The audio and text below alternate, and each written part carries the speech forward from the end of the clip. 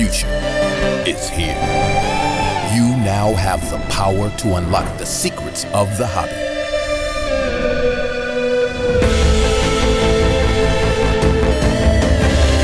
An innovation that will change the way the industry works.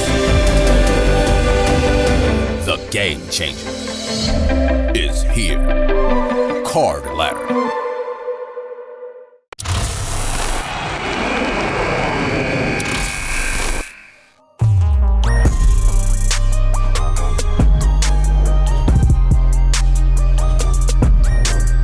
What's up, guys, and welcome back to Conversations with Chris. This is episode 5, and I have here with me Jeremy. You may know him from Sports Cards Live. You may know him from his Instagram feed, where he shows off some incredible cards, always showing something new that I didn't know what he had. He's a longtime hobby veteran. I'm happy to call him a friend. Jeremy, welcome to the show, my friend. Hey, thank you, Chris. I'm super happy to be here today with you. So Jeremy, the first thing I want to do is I just want to talk about Sports Card Live because you have created one of the preeminent interview shows in the hobby. You've had huge guests. You've had, most recently, you had Steve Grad, you've had Brian Gray, you've had Paul Lesko, you've had lots of really interesting, thoughtful people. You had Justin, 610 Sports Cards. Could you just tell the audience a little bit about Sports Cards Live and how they could tune in to your twice-a-week show? Sure, man. Thank you for that. So Sports Cards Live is a show I started in the middle of April. It was born out of COVID and the pandemic. And I stream live to YouTube every Wednesday and Saturday night at 10 o'clock Eastern, 7 o'clock Pacific. And the channel on YouTube is called Sports Cards Live. Both sports and cards are plural. And that's where you find the show. Terrific. And you're also on social media too. I know you're on Twitter and Instagram. Could you just, let everybody know how they could get in touch with you on social media if they wanted to? Yeah, sure. So Instagram, my handle is at jlee_cards, JLEE_cards. And on Twitter, the account is at SportsCardsLiv1. SportsCardsLiv1. I couldn't get Sports Cards Live. Someone else had it, so that's what they gave me.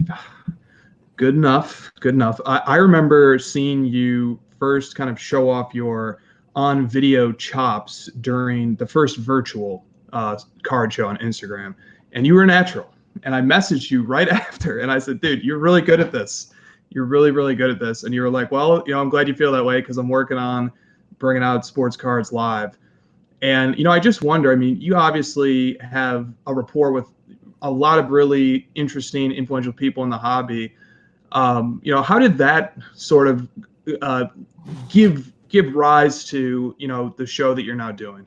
Sure. Good question. So this sort of does tie into my hobby origin story. I know that's a question you like to ask, so I might have to kind of preempt you and start there, but I'll skip through the beginning. I'll just say, I've been collecting my whole life, and I've been very active in the hobby from an internet sort of perspective, back from when there were the Beckett message boards, and I was going to card shows, and so I was very active on the Beckett message boards, and I got to know a few of the people there, by going to card shows as well, specifically the Expo in Toronto, and when Beckett boards went down, everybody sort of moved elsewhere, and my main sport I collect is hockey. And all the hockey guys went over to a website or a message board forum called Hobby Insider. And that was in I guess I'd have to say that was probably about 2005, 2006, even a year earlier that I went over there and got to know a lot of people. And next thing you knew, Upper Deck put out a brand called The Cup, which was, the hockey version of Exquisite. And there were all these wonderful RPAs. And I one day noticed that there was patch faking going on, and I was spotting cards that I had already sort of, right-clicked save as to archive the images. And I went to do that one time, and I thought, whoa, I already have this number 64 of 99 Sidney Crosby rookie, and I just make that up. Maybe it wasn't number 64 to the person who does own that card. And I thought, whoa, something fishy's going on here. And I realized, okay, people are faking the patches.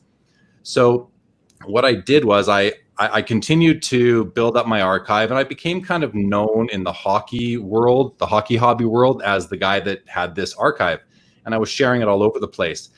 And then one day I'm on Hobby Insider message boards, and I was really fed up with it, and I put out a challenge to Upper Deck. I said, hey, if you're reading this, I'm willing to come to your pack out facility on my own time and my own dime with my own camera, and I will take a photograph of every patch card in the cup. And let's see what happens. Well, next thing you know, Chris Carlin sends me a message and says, hey, are you serious? I said, I'm dead serious. He says, all right, come on out, have a talk with Carvin, and maybe you'll come out. So Carvin was someone who worked for Upper Deck at the time. He's now with GTS and was on my first guest on my show, actually.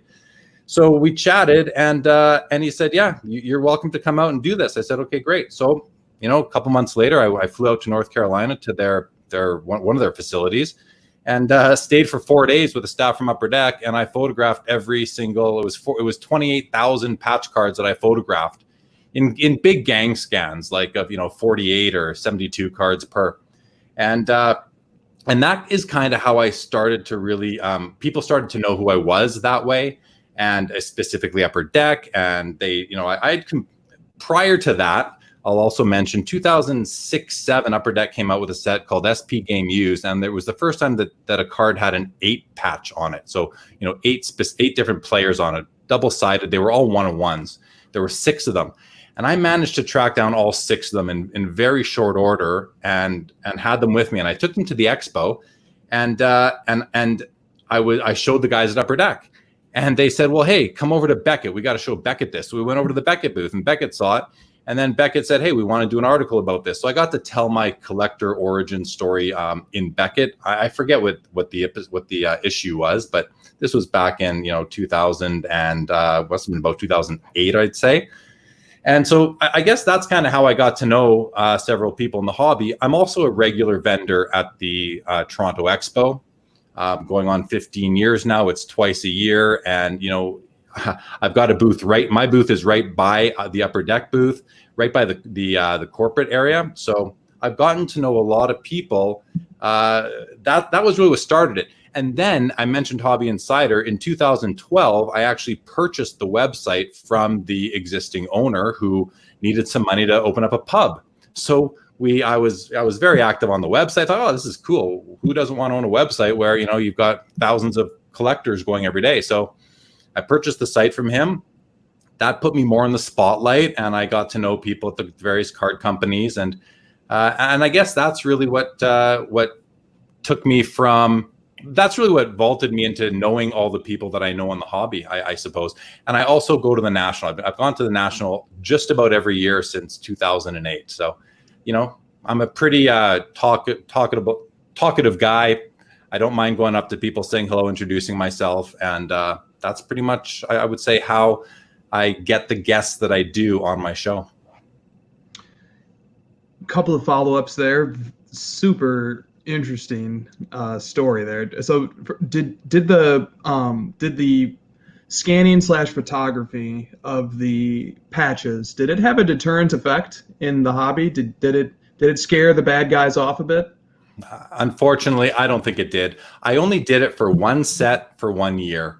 I did prove that it could be done, though. The people at Upper Deck did see that. The fact that they don't do it anymore, it does disappoint me, but I do understand business, and I do understand they need a return on their investment. I don't agree with it, but I understand their position. I don't agree with it.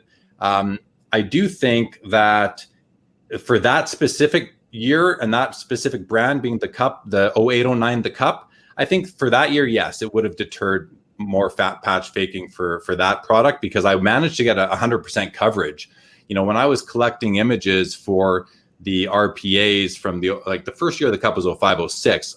So for the first 3 years I collected the images, I couldn't get 100% coverage because I was getting them from eBay and message boards and anywhere where people were displaying them online. So no, I don't think it, in the long run, I don't think it had much of an effect. I have another little story about this, though, Chris. Back around that time, I actually started a website called Fake Patch Report.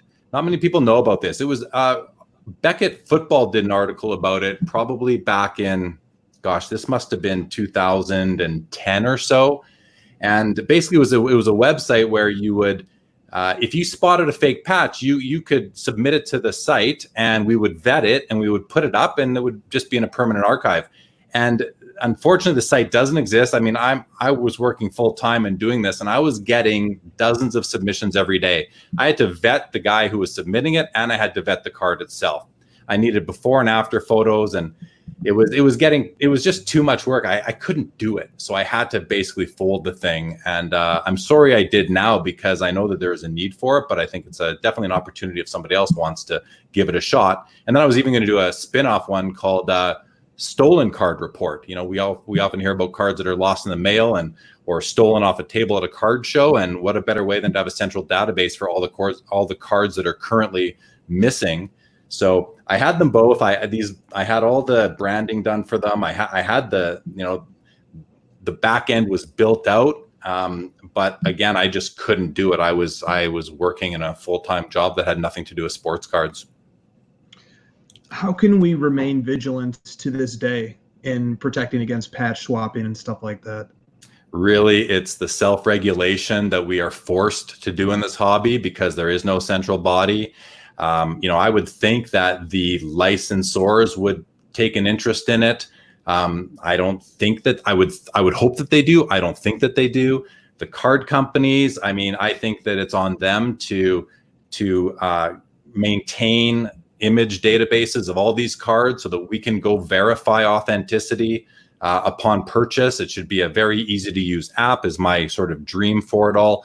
But in the absence of this, it comes down to self-regulating, patch detectives, people who are out there looking for these things. And I know from just from being in the hockey world, there's lots of people out there looking for these on a regular basis. And we're often seeing fake patch alerts pop up on message boards. Yeah, we as a hobby have to do a lot of self-policing and self-regulating. But I do find it at least encouraging that there are people out there like yourself who really care about it and who really, really want to make sure that we preserve integrity of patches, authenticity of patches as much as possible. I'll just give a quick shout out to Kyle from Wax Museum Podcast. He has numerous RPA trackers for the key basketball guys. Similar project, I think, to what you were working on.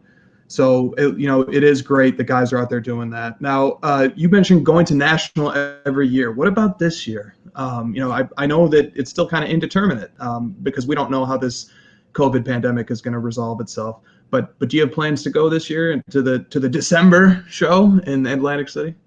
I do not have plans for that. I think I've missed one or two in the last 12 years. And I've been to Atlantic City, Baltimore, Cleveland, Chicago. And my favorite venue for it is Cleveland. I'll just put that out there. Although in terms of the facility, but my favorite show is certainly Chicago. Atlantic City is my least favorite by a long shot. I was there the last time it was there, and it's kind of funny because I got there on the Wednesday, and by the Friday morning, I'd spent all my money and I just kind of got bored. So I actually changed my ticket to leave from the Sunday to leave on the next morning. So if it was in Chicago, I'd be there any time of year. The fact that it's in Atlantic City, and I live in Calgary, Alberta, which is just north of Montana, it's quite the trek to get from here to Atlantic City. There's no, as most people know, there's no airport there. You got to fly into Philly or New York or whatever. So it's a whole day of travel on each side. I'm not going to be going. I don't think I'll ever go to Atlantic City National again. Actually, I'll just stick to Chicago and maybe Cleveland going forward. Got you. Okay. All right. We got a little bit sidetracked there. Let me bring us back to, because I've got a lot of topics I want to go over with you. Okay. So you touched a bit on your hobby origin story. I want to maybe go back to day one now. How did you first get into collecting? My first memory of cards is, I think it was probably 1979. I would have been 7 years old that year. And I was at my cousin's house. I had three cousins. They're all boys, and they were all around my age. So we grew up together. And I remember being in the older one's bedroom one day, and he had these cards strewn across his floor. And I remember them. They were the 78, 79 O-Pee-Chee Hockey, Mike Bossy's rookie year set. And I remember picking these things up and looking at them for the first time. I vividly remember this and looking at the back of the cards and thinking to myself, wow, this is amazing. Because, you know, I was young. I was just reading in numbers early, right? And I thought, this is awesome. And these are players that I had seen play, because I used to go to games with my dad in Winnipeg, Canada, where I grew up. And, you know, if there wasn't a hockey team there, no one may have heard of that city, but that's where I grew up. And so I remember going to the game, seeing the players, then seeing them on these cards. I thought, this is the coolest thing ever. So that's my first memory. I then remember opening up wax packs in like 1981, 82, 83. I actually remember opening up packs of 80, 81 Topps basketball, the 3-panel cards, the Magic Johnson, Larry Bird rookie. I remember opening those things up. I remember opening them up in the back of my mother's station wagon, taking the cards, ripping them at the perforation, you know, putting them, like picking my teeth with them, doing all sorts of weird things with these cards, and just because I thought they were cool. So anyway, that kind of goes back to the beginning, you know. And then when I got a bit older, so when I hit like 10, 11, 12 years old, I was actually building the set of O-Pee-Chee hockey every year. And I did that right through high school. I graduated high school in 1990. And at that point, I had all the sets of O-Pee-Chee hockey from the Wayne Gretzky rookie year being 1979 all the way up until the 1988-89 year, which was the Brett Hull rookie year. And graduated high school. I actually went off on a trip to Australia right out of high school. And you'll like this, Chris, because I remember being in Australia and I was so separated from anything Canada, US, anything like North American. I was in Australia in 1990. And I was just I was thirsty for cards, and there's no internet, there's no email, there were no cell phones. You know, it was like you had to phone long distance to call your mom to say hi once a month, sort of thing. Anyway, I found this collector shop there, and lo and behold, they were selling the first year of Skybox basketball packs. And so I started buying these Skybox basketball packs in Australia, one of the few people buying them there at that time in Sydney, Australia. And that was a taste of home for me. Anyway, I came back from Australia after about a year, and I started working in a card shop a few hours every weekend. And then my folks were like, hey, this is hot. Maybe you want to run a store. So we opened up a shop, and I had a card shop from 1991 until right around 1994. So right in the middle of the boom era there, right until it kind of ended. And it ended, we closed the shop because I was going to university. I was, you know, developing my career, starting to. And so we shut down the store. And that was when I took the only real, I could call, break of my whole life, would have been from about 94, 95 up until around 99, 2000.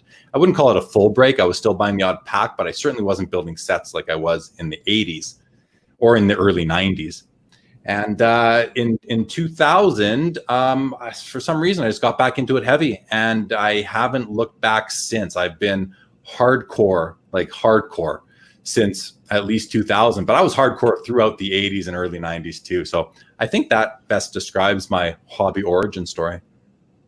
I love to hear it because you have, therefore, a number of different perspectives to potentially bring to bear on the current moment in the hobby that we're experiencing. In fact, that we've been experiencing for the last few years, I'd say has been, riveting might be the word I'd use. Specifically that 91 to 94 period where you owned a shop. I didn't know that, by the way. That is super interesting. How does this moment in the hobby right now compare to that moment then? Well, the hobby is so much better right now. I love it way more than I did then, because the biggest difference to me, never mind the mass production era, although it's related, is that back then you only had 1 or 2 sets per sport per year. And, you had Donruss, you had Score, you had Fleer, you had Upper Deck for baseball. It was pretty much the same thing in all the sports by 93, let's say. There were a few others, like you had Pro Set, and you had Leaf, and you had a few others back then. But there wasn't much choice. And the cards, if you think about the 91, 92 Fleer Donruss sets, I thought they were not visually appealing. Nowadays, and I think it's a lot of it has to do with what we saw in the late 90s with Fleer products. I know what really your sweet spot. The rare inserts in that. I think the cards now are so much nicer. There's so much more selection. I'm going to go off topic, I know, Chris, but one of the things that you always hear people say is that, there's no more set collecting and the hobby isn't for kids anymore. Well, I always disagree with that because, the hobby is now, there's so many options. There's price points for everybody. There's so many ways you can approach this hobby that it doesn't matter if you have $1 billion or you have $500, you can do something in the hobby. So, yeah, I mean, I think that now the cards are nicer. There's more options. Back then they weren't as nice, although at the time they were nice for the time. But that I think is the biggest difference for me. And, back then everybody was collecting. It didn't matter who you were. Everybody that I knew was collecting. Nowadays it's more niche, but those people that are in it, they're in it for the true collectors are in it. And this new kind of group of, I don't want to call them new, but we hear reference to all the new money and the investors coming in. I think I'm okay with it. I think it's great. And I think a lot of them are going to stick around. I think a lot of them are really collectors at heart too. I think they like these things. Yeah, it's hard not to. I mean, even if you approached cards as, the new day trading or something, once you get a card in hand, immediately the connection to collecting begins. I like slabs, and not everybody likes slabs. I like slabs. And when I got my first graded card back in 2016, it was just something a little different. It felt a little more official. I was talking to Dr. Beckett last week. He said like slabs give the illusion, or maybe illusion's not the right word. They give they connote permanence, and they protect the cards are protected, and they're therefore they seem a little more desirable or something. So I think that even people who come in strictly to invest end up connecting with some of the intrinsic things that makes us all gravitate to cards ultimately. And you start to find out right away why some cards are more valuable than others, because you start to realize, I don't want to let this card go. And right. that drives, I think, the market to us to some extent. For sure. Can I say one thing about, because you mentioned Dr. Beckett, I just want to mention that I remember when the first Beckett hockey magazine came out and taking it to my house and looking at these values and thinking, and all these cards, I already had all the cards in the magazine. I'm like, oh, wow, these are actually worth money now. Everything sort of changed then. I didn't stop collecting or want to build sets, but now I had like a documented sort of reference point for values, again, pre-internet, right? Like there was no other way to know what your cards were worth than to get the Beckett magazine, because all the card shops used it as their pricing tool. No one had a mind of their own back then to price them themselves. You didn't even sell a card till the Beckett came out on it. I know some guys that still do that. So I just want to say, in terms of Dr. Beckett, I listened to your episode with him, which I really enjoyed. When that magazine came out, I mean, that changed the hobby almost as much as the internet changed the hobby. It's funny you mentioned that some guys still do go off of book value. I know that there's a robust basketball card collecting community in Indonesia that still uses book values to make their deals. And, they all kind of see it as a common, a common guide. Maybe it's not completely up to date on certain prices, but if everybody elects to just defer to the price guide, then it all kind of becomes a wash, I suppose, over time, or at least maybe that's part of the thinking. But book value still matters, and it's fun. Beckett was huge for me as a kid. It was my only way to connect to the outside hobby, except for going to local shows and having a couple buddies who collected. But really, like Beckett was, you put it really well. It was the first internet for the hobby, because it was that first ability to connect to a data set and to other people who are doing things in the hobby. That's really fun. Okay. Lots of questions I want to follow up on there, but I need to keep this thing going.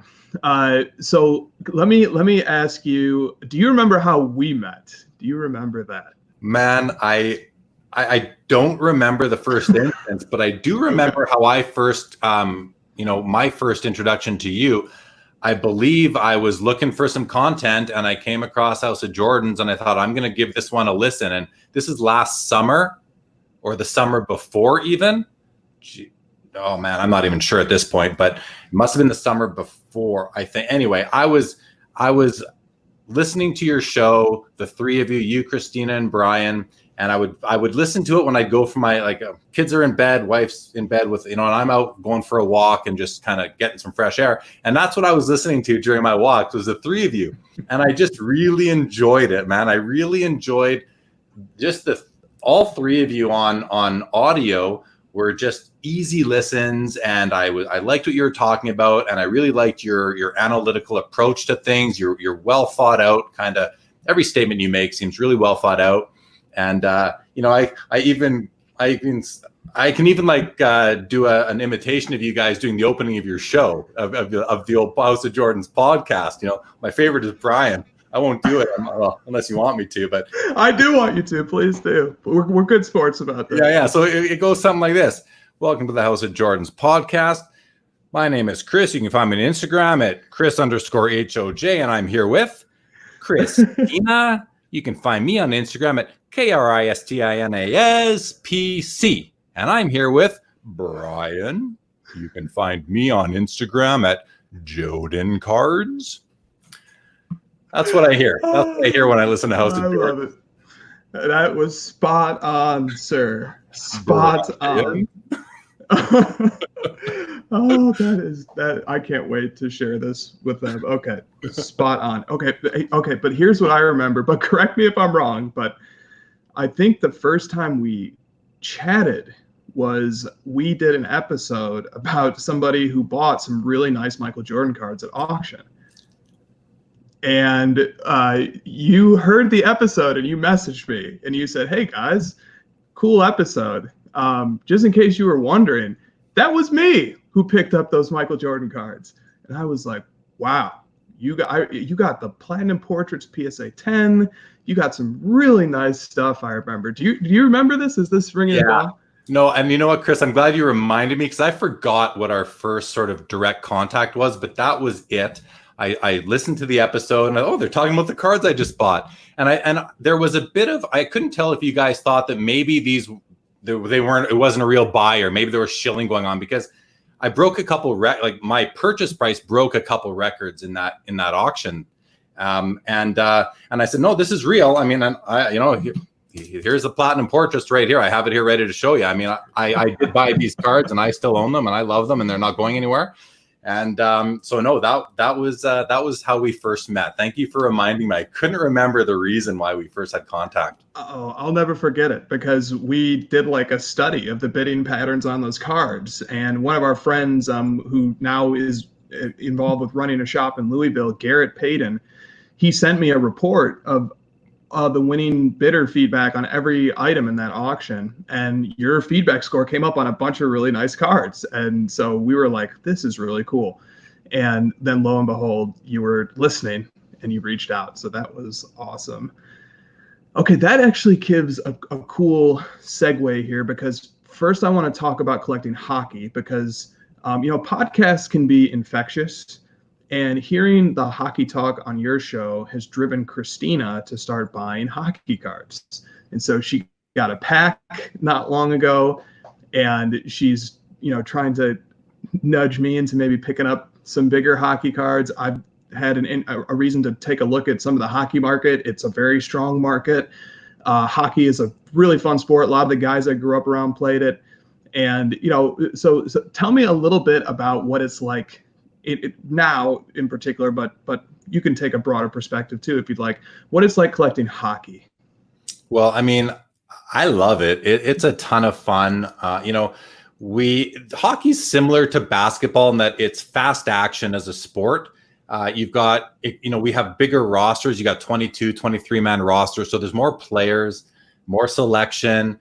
The players that are the most fun to collect are the ones that end up on the score sheet the most, the ones that provide the offense. So whoever scores the most goals are the most popular in the hobby. Goalies are also very popular in the hobby. Defensemen is the one position that gets no love, kind of like a relieving pitcher type of thing.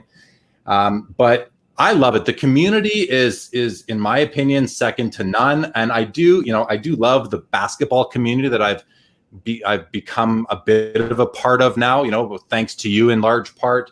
And my last visit to the National last year, meeting a couple of the guys there, or several of the guys. But it's fun to collect. The people in it are awesome. We're very passionate. Hockey collectors are extremely passionate about what they collect. There seems to be a player collector for just about everybody in the league, even the fourth liner guys that may not even last a whole season. People seem to collect them for whatever reason. So it's a great sport to collect. I think that, we understand in hockey that it's the lowest of the four in terms of the amount of collectors and the money in it. I'm often somewhat lightly offended when I hear people always talking about, they never say hockey. They always say baseball, basketball, football. They never even mention hockey, which does kind of bother me because to me, it's a major four sport. I know it's not in a lot of people's eyes in the United States, and that's fine. It's based on what you grew up with, I guess. But we're very passionate. We're very proud. And, I think there's a lot of room for hockey to grow. It's obviously grown a ton in the U.S. since Wayne Gretzky got traded to the LA Kings in 1988 or 89. So I think there's a lot of potential in the sport. And I think you're seeing that now, especially with what you're doing with Card Ladder and actually looking at some of these specific cards of the GOATs of hockey. I couldn't believe the prices because you very generously took the time to send us some hockey cards to look at. And, correct me if I'm wrong, I'm pretty sure it was a Jaromir Jagr rookie card is selling for about $20,000 the last time it sold. Or who was it? I'm sorry. Please correct me. Who is it? It's his old teammate, Mario Lemieux. Lemieux. I'm Yeah. still learning the hockey realm here. Christina knows it better than me right now. Okay. And I saw this Lemieux card do $20,000 maybe a month or two ago at auction. And I said, okay. Hockey is a force, and I haven't even taken a look yet at a lot of the modern stuff. Now, we have a local card shop out here called the Bullpen in LA, and the owner of that shop, Mitch, who's been on Christina's Corner before, he loves the cup. He swears by the cup. When he gets that product in, he makes everybody look at it and say, okay, guys, you want to know what the best product is in sports?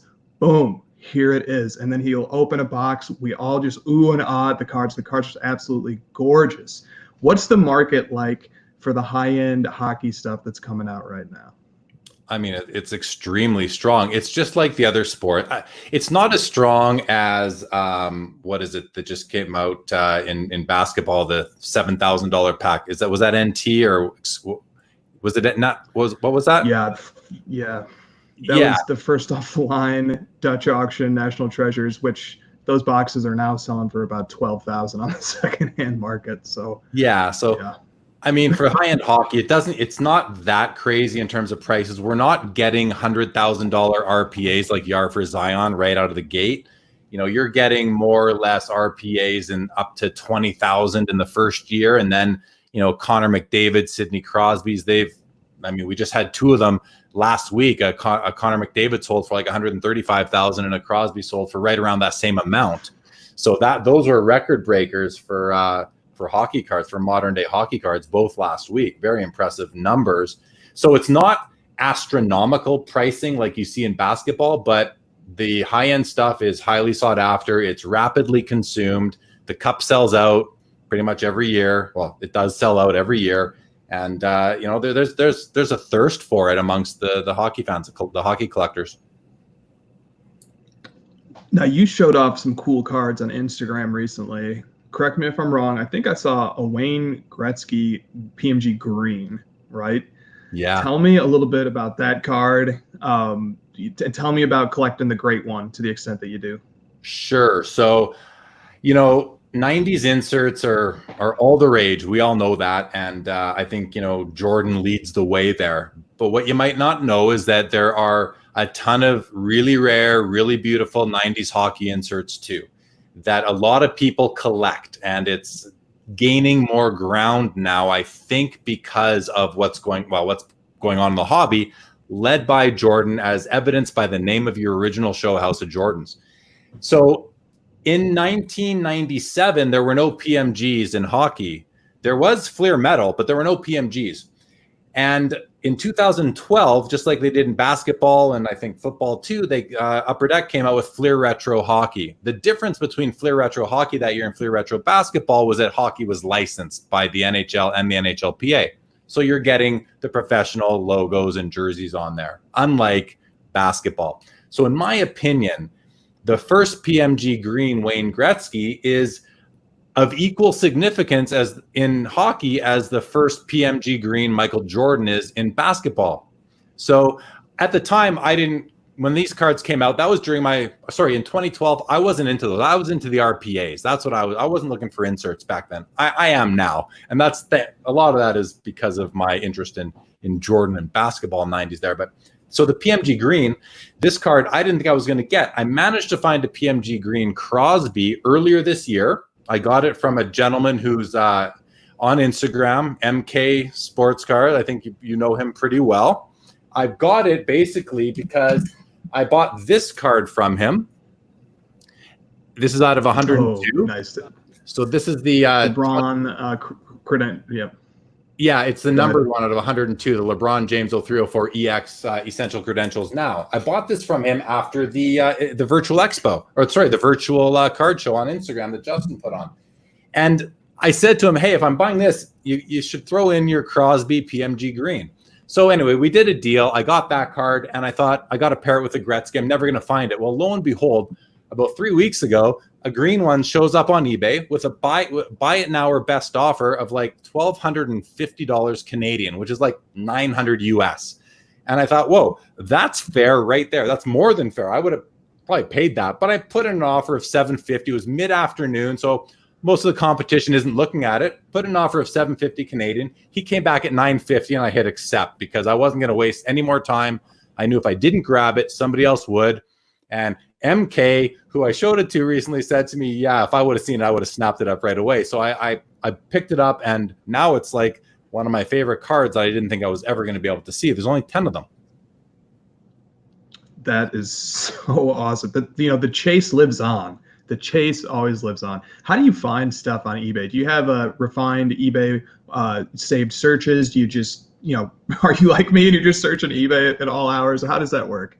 I think it's a bit of both. I've got probably 30 saved searches on my eBay in my eBay app that I go through. Chris, I clear those out. I clear out those little blue indicators of new listings probably twice an hour throughout the day, no matter what I'm doing, man. Like I'm rampant. My screen time is beyond. It's crazy. I don't even know if I think I'm on my screen more hours than I'm awake every day. If you look at it, right? And I do work full time. I'm not even kidding. Like I have a full time job. I still manage to get a lot of time on there. So that's what I do. And like you, I guess I'm just always on it. I'm always checking it. I don't want to miss something. I don't want to miss something I need or I really want. Oh, it pains me because still to this day, there's guys, you'll see great Michael Jordan cards show up from a seller who doesn't know the value of the card. And, a recent one comes to mind. It was a Grail. I don't want to name it and, call out the seller or anything, but there was a Grail and it was listed for maybe 1/100th of its value. And, I never see these things. I'm never the quickest fingers, but I have a hobby friend, Dave, the hobbyist 23, who he sees all of these and he sends it to our group and he says, look at this. And we all commiserate together as we think about the lucky SOB who got that steal. So it still happens. It gives a strong incentive to check on eBay, but unfortunately, I'm the guy who's overpaying for everything rather than finding the steals. But yeah. Nonetheless, you never know, man. I just want to jump in on that Gretzky PMG Green. The other thing that it was kind of risky, the seller had 19 feedback, 19. That's it. And he had no seller's feedback. It was all buyers. So I was a little scared it wasn't going to come, but I thought, okay, I'm protected nonetheless. I'm going to take a chance. I swear the guy was very quick. He had it to me in like 3 days. And I was just so happy it came and happy I took a risk on this guy. Sometimes there's that moment. Yeah, go ahead. There's that moment of relief when the tracking number gets entered into eBay. And you say, okay, well, at least something's in the air. I hope the card's going to be in the package, but something's in the air. Well, that's it. Hopefully the card you bought is actually what's in that tracking number. So it was in this case, and yeah, quite pleased. You ever had that go bad? You ever had somebody, not send you what you ordered or anything? Never. I've been on eBay since December of 1999. I only have like 3,500 or so feedback on there over that many years, but I've never had a deal go bad. I think I'm just very lucky. Knock on wood, I hope that doesn't change after this. I've had nothing but success dealing with people as well. So I don't know. It's a testament to the community. We're as good as our people. And yeah. I like to hear stories like that. Okay.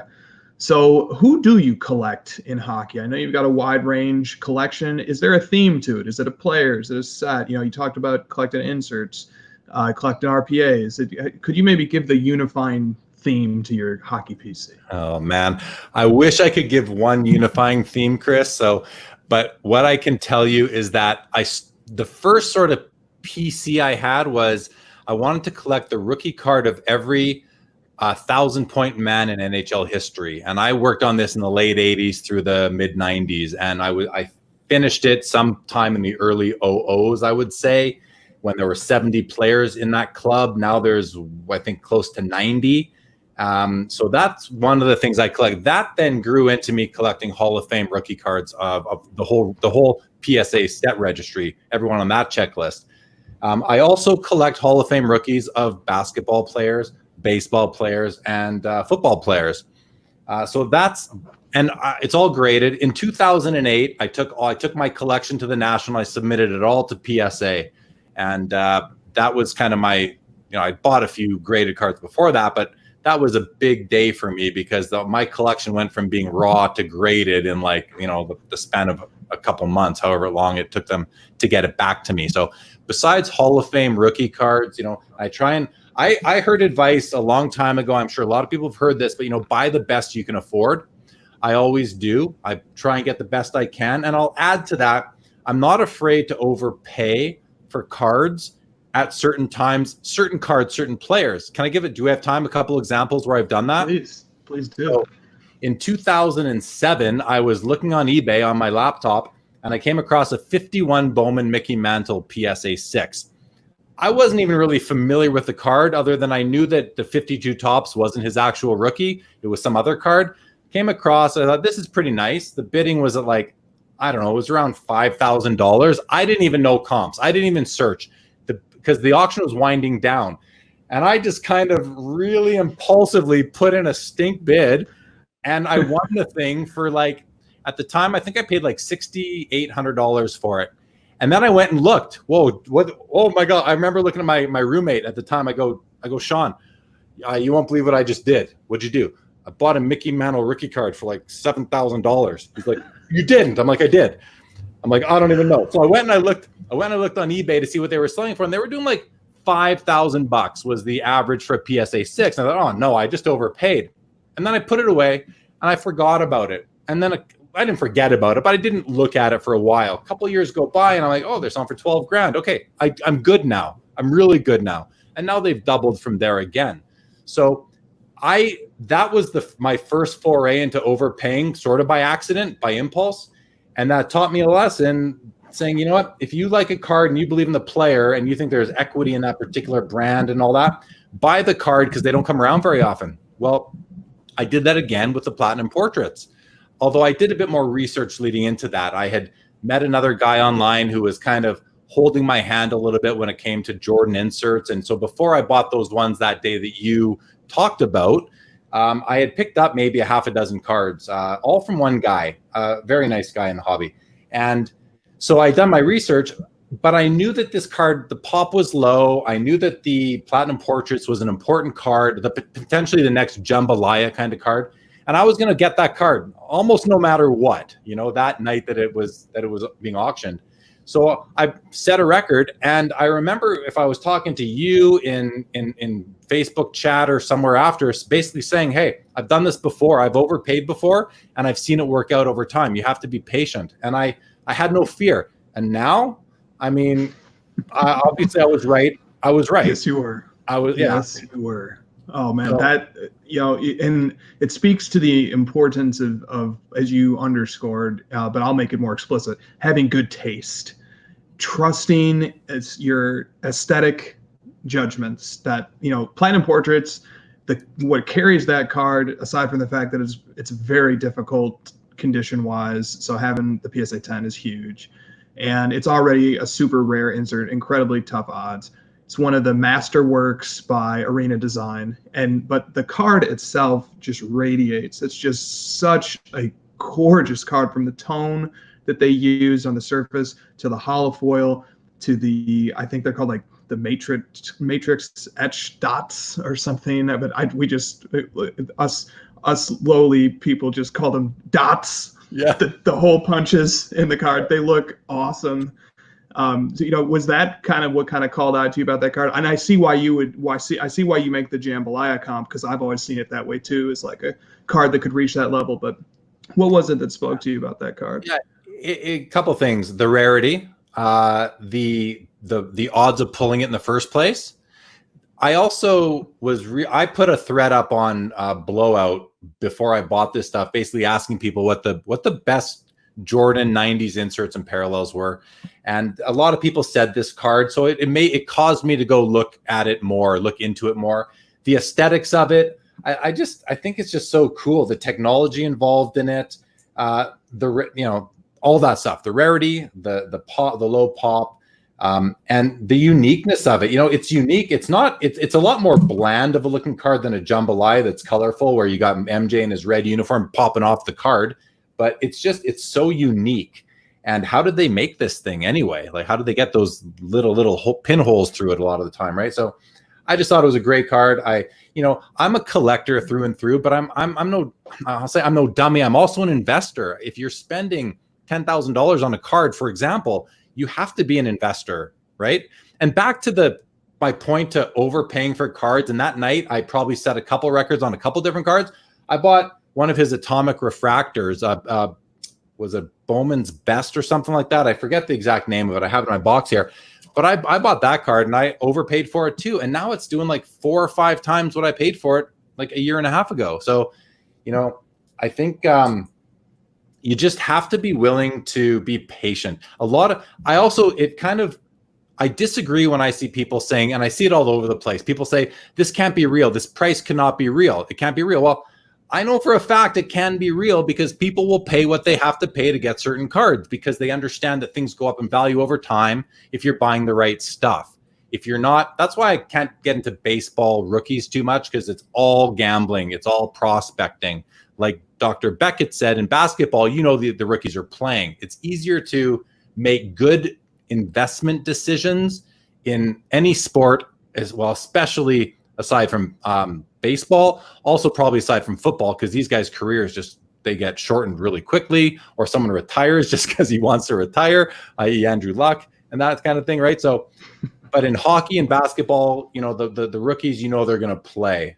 So I think when you see bids that you think are maybe not real, even if they're shilled, even if I got shilled on that Platinum Portraits, to be honest, I don't care. Like, I wanted that card, and if that's what it took to get it, I paid the price. And if I could have got it for a few $100 or $1,000 cheaper if it wasn't shilled, I would have. But hey, looking back now, it didn't matter if I paid $5,000 or $6,000 for it. If it's worth $20, it doesn't matter. Indeed. And speaking of Jambalaya, you acquired that not too long ago as well, isn't that right?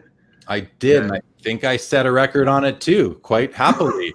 I bought that car. Yeah, I picked up, it's a BGS 9.5 with 3 9.5s and a 10 on the corners, which I'm not sure where they are on the card, but a 10 on the corner.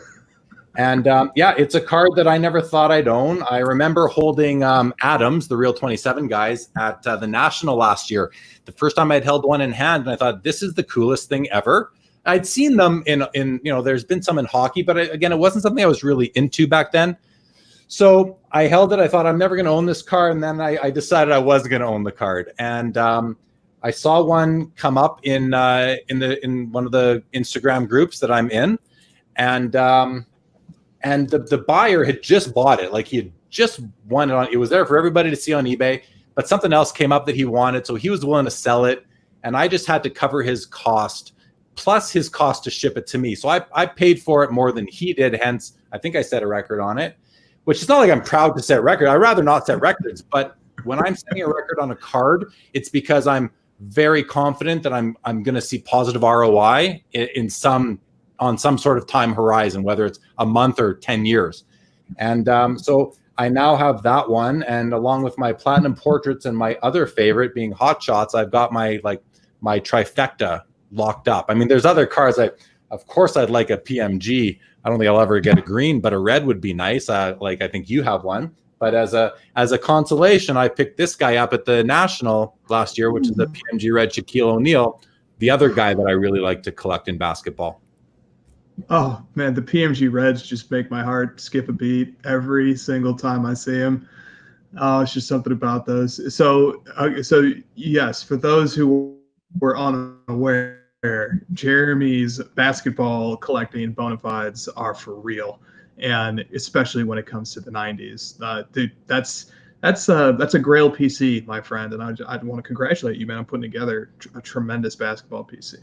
Thank you. So I want to direct listeners to your Instagram, because you do show off some of your PC there. I wish we could get into more of it here, but we're coming up on wrapping up here, and so that leads me to my one of my favorite parts of the show, which is a couple of questions that I like to ask. And the first one is this: we've actually in an Instagram group gone back and forth about this topic, but now we'll bring it to light in the podcast format. And that question is, what do you like better, collecting cards or watching sports? Man, you shouldn't even need to ask me that question. Hands down, cards. It's not even a question for me. It's not even a question. I love cards. I love cards. I have my whole life. 2.5 inches by 3.5 inches are my favorite curves there are out there. I mean, okay, not actually really. I say it for emphasis. I love them, and I do like watching sports too. But I'll tell you, when I'm watching sports, like Dr. Beckett said on your episode with him, when he's watching sports, he's looking at a box of cards. So if I'm watching the Calgary Flames in the playoffs, I'm not watching my cards. I'm not playing with cards. When I was watching the Raptors win the championship last year, I didn't have a box of cards with me that I was looking through. But I will say, when I go to hockey games, and I go to Flames games, probably 8 to 10 games a season, I'm on my phone looking at eBay, making sure I'm not missing some auctions that are ending, because I'm a sniper. I put in my bid at the last second. That's how I buy my cards.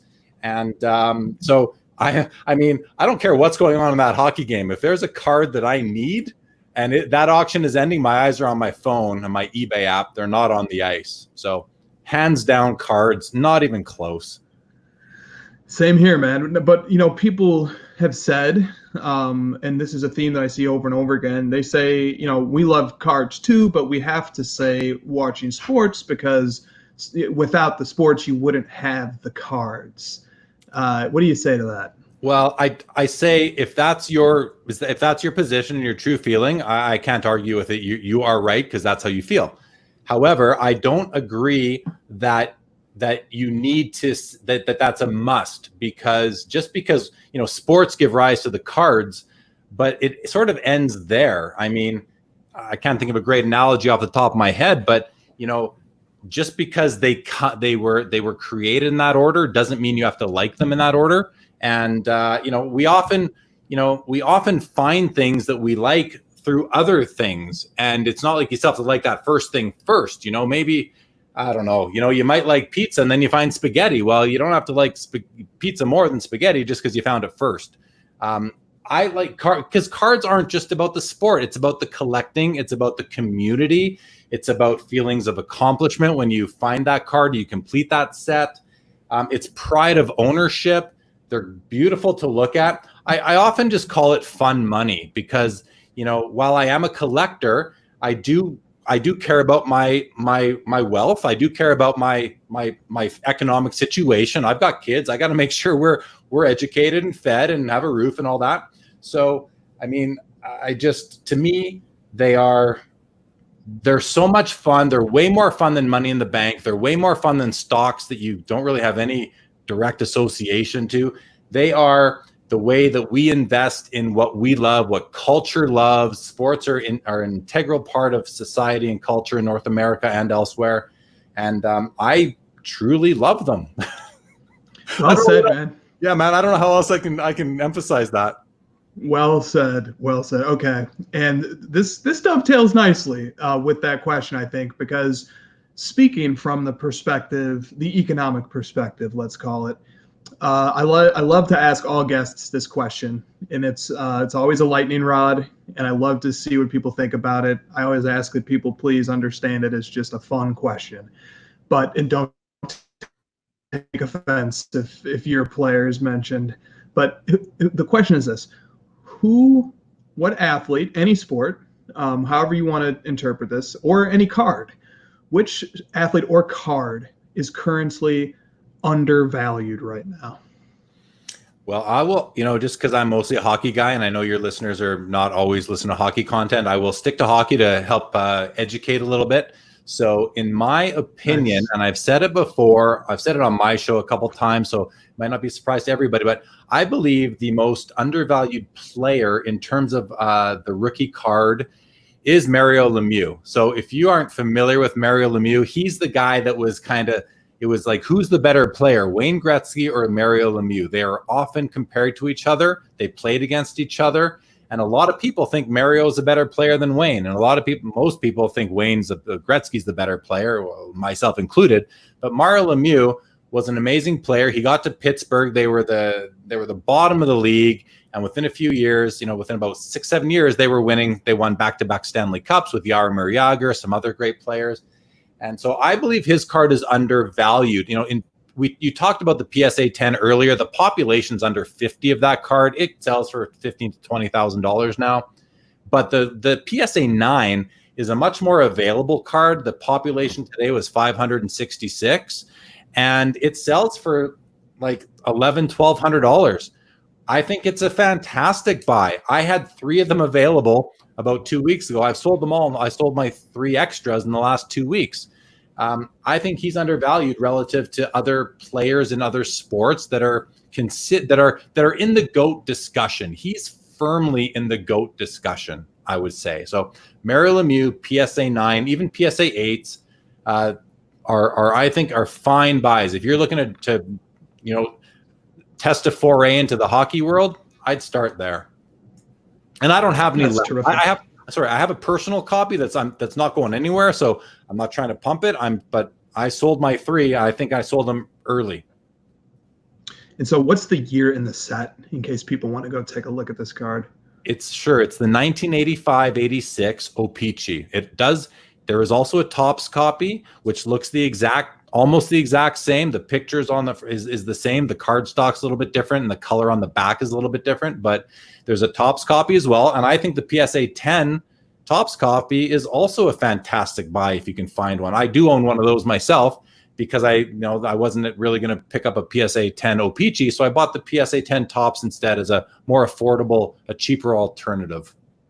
And I will add, Brian Gray pretty much has the PSA 10 population locked up in his war chest. So it's tough to find. I bet he does. He's got half the population. Okay, so really the population is half of what PSA says. Yeah. Okay. And finally, which current player is overvalued right now, in your opinion?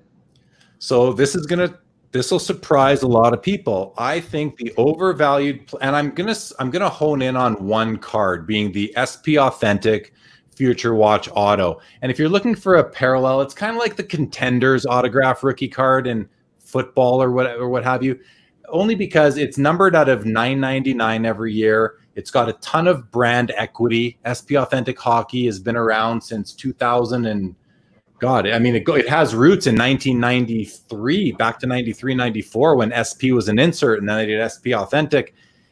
Anyway, that SP Authentic out of $9.99, it's an autographed rookie card, 35-point card, so it's not an RPA or anything.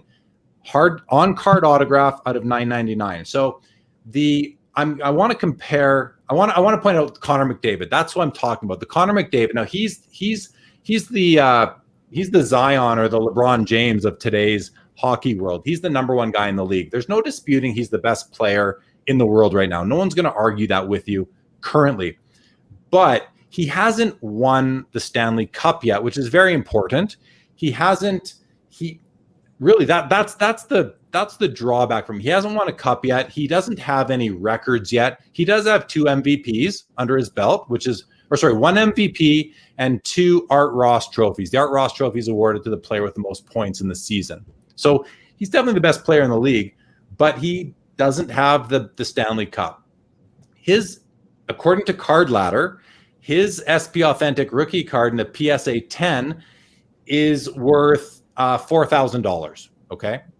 Now, if you compare him to Alexander Ovechkin, who has a Stanley Cup, who is the 8th all-time leading goal scorer in NHL history, and if the season was still going on, he would have leapfrogged, I think it's Phil Esposito and Mike Gartner, to be the 6th leading scorer. And there's a lot of talk that he could catch Wayne Gretzky and become number 1 if he can play in enough years, especially, now with COVID, that it hurts the chances, but so much hype over Ovechkin. His SP Authentic Future Watch autograph at a $9.99 and a PSA 10 holder sells for $3,000 according to Card Ladder, or is worth $3,000 according to Card Ladder. So $1,000 less than Connor McDavid. Yet the guy is definitely a Hall of Famer, definitely one of the greatest of all time. He's definitely the greatest Russian player of all time. And the population of the McDavid card is even higher than the Ovechkin, 41 Ovechkins and 65 McDavids. So that's going against McDavid as well. One of the biggest reasons why you see that, though, is because of the preference for Canadian-born players among hockey collectors.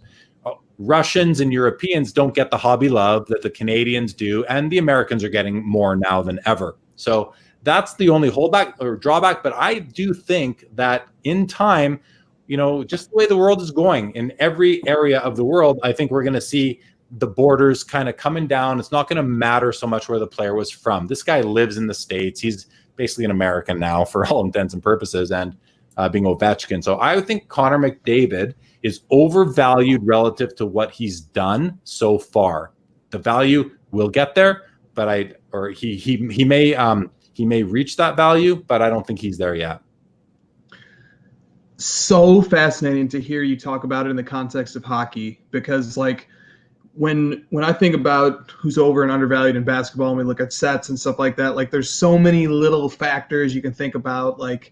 Somebody might say Kawhi is undervalued, and they can rattle off his achievements and talk about, what he's likely to accomplish in the future. And it all makes sense. But then there's a certain stickiness to the present state of the market that just makes me want to justify why, Kawhi's prices are lower. Well, he's more of a muted personality, or, he actually hasn't won the league MVP yet, and people don't like that, he does the load management thing and stuff. And we come up with these after the fact rationalizations for why the market is the way it is. And then guess what? A guy like Kawhi's market can explode, and it can happen right under our noses, which kind of happened this summer. And then we're like, oh man, we should have seen this coming. We knew better. We were able to look at objective measures, and we should have seen this coming, but we were so stuck in the mud. We were just like got frozen in the state of the market as it was, that we just couldn't see something so obvious coming. And then when you lay out the case for Ovechkin and Connor McDavid, and it's just so obvious to me, I'm like, yeah, man, what you're saying makes a lot of sense. And it makes me want to go look at some Ovechkin cards and start doing my homework and learning a little bit. And just to top that off, more in Ovechkin's favor, Ovechkin is a phenomenal personality. The guy's hilarious. He's just a guy loving life, and he doesn't hide it. When he won the cup, he was his celebration, you wanted to cry. You were so happy for this guy. He loves what he does, and I love a guy who loves what he does. If you love it, I love you more, as much as we love our athletes, right? Whereas Connor McDavid is, you see him on TV, it's boring as heck watching him talk. He's not interesting at all. He's just not an interesting person. He's a great hockey player, but he's a dud otherwise. Ovechkin is that question people always ask, if you could have dinner with one guy, blah, blah, blah. I'd way rather, everyone's going to want to have dinner with Alexander Ovechkin over, not everybody, but you know what I mean, over Connor McDavid, because you're going to have way more fun with Ovi than you're going to with Connor McDavid. That's a guarantee. This has been great, man. Thank you so much for your time. I feel this could have gone on for hours and hours, but it'll be to be continued for now. Well, it will be continued. It will indeed be continued, because I'm going to be appearing on Sports Cards Live in 2 days on Wednesday night live. What is Wednesday's date? Wednesday's date is July 1st, and the time of the episode is 10 p.m. Eastern, right? Yeah. Okay, so 10 p.m. Eastern, Sports Cards Live. Jeremy and I, part 2, round 2, that we will continue. But I will also have to have you back on Conversations with Chris too, to pick up on some of these threads. So thanks a lot for coming on, my friend. Thank you for having me, Chris. I really enjoyed it. It's nice to get to talk to you sort of in person, and I look forward to hosting you on my show in 2 days, and we'll turn the things around and we'll focus more on you. So I look forward to that immensely. Thanks so much. Thanks, man. See you then.